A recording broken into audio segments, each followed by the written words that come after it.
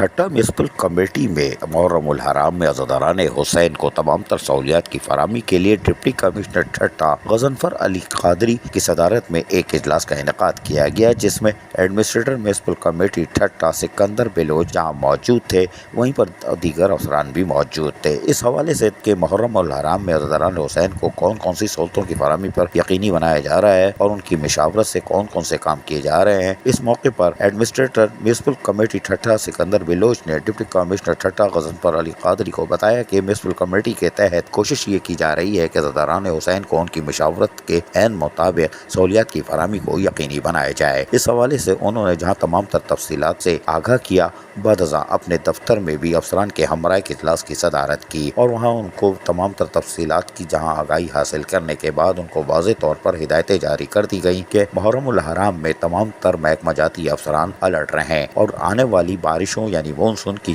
بارش کی پیشن گوئی کے بعد اب ٹیموں کو تیار رکھیں اور رین ایمرجنسی ابھی بھی نافذ ہے اور اس وقت تک نافذ الامر رہے گی جب تک محکمہ موسمیات کی پیشن گوئی ہے۔ میونسپل کمیٹی ٹھٹہ کے ایڈمنسٹریٹر سکندر بلوچ نے واضح طور پر افسران کو کہہ دیا ہے کہ 2 ٹیمیں بنا لی جائیں، ایک تو ٹیم جو دن میں اور ایک رات میں کام کرے گی اور کچھ اسٹاف کو عوامی شکایت کے ازالے کے لیے شکایتی سیل پہ رکھا جائے تاکہ فوری طور پر شکایت کے ازالے کو یقینی بنایا جا سکے، جبکہ تمام ڈی واٹرنگ پمپ اور کنڈی مینوں کو بھی تیار رکھا جائے اور تاکہ فوری طور پر لوگوں کو ریلیف دیا جا سکے۔ آنے والی مونسون کی بارشوں میں امام بارگاہوں کے اطراف یقینی طور پر بارش کے پانی کی نکاسی کو یقینی بنانے کے لیے ٹیمیں تیار رکھی جائیں، جبکہ جھاڑیوں کی کٹائی، کوڑے کرکٹ اور ملبے کے خاتمے کو بھی یقینی بنایا جائے۔ افسران نے بھی ان کو یقین دہانی کرائی کہ کام کو جہاں تیزی سے جاری رکھا گیا ہے اور یقینی طور پر عزاداران حسین اور امام بارگاہوں کی انتظامیہ کو یقینی طور پر مطمئن کیا جائے گا۔ عزیز عارف، KBS بلدیاتی نیوز۔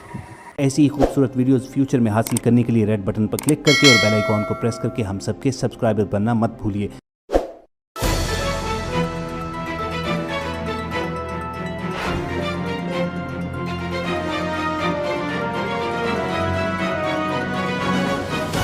KBS